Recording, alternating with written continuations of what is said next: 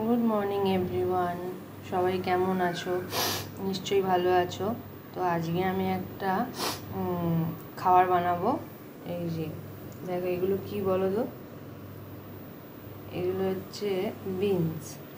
তো বিনস তো এই ফ্রাইড রাইস আর মানে ভাজা ছাড়া কিছুই ভাল লাগে না। তো অনেকগুলো বিনস ছিল, তো কি করব, তো এই বিনসগুলোকে আমি আজকে সেদ্ধ করে নিয়েছি, একটু গরম জলে সেদ্ধ করে নিয়েছি। এবার বিনসগুলোকে মিক্সার গ্রাইন্ডারে দিয়ে দিচ্ছি, সাথে দিয়ে দিলাম রসুন আর দুটো লঙ্কা, একটু বেশি করে কালো জিরে দিলাম, একটু লবণ দিলাম আর একটু কালো জিরে দিয়ে দিচ্ছি। এবার পেস্ট করে নেব।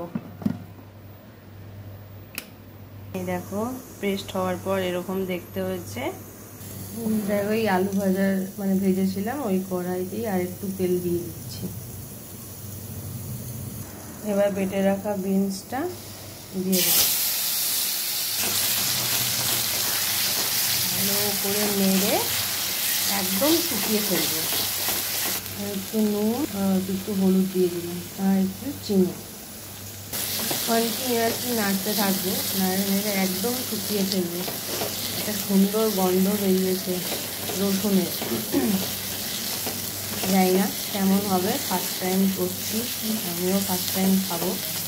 তো তোমরাও করে দেখো আর আমাকে জানিও যে তোমাদের খেয়ে কেমন লাগলো। আমি তো খেয়ে জানাবো অবশ্যই যে কেমন লাগলো আমার।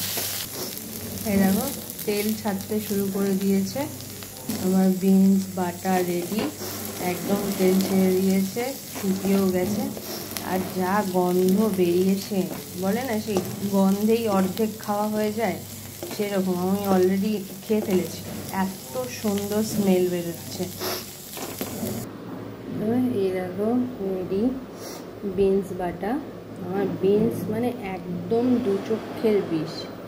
সেখানে বিনস বাটা খেতে যে এত সুন্দর হয় সেটা আমার মানে কি বলবো, কল্পনার বাইরে ছিল।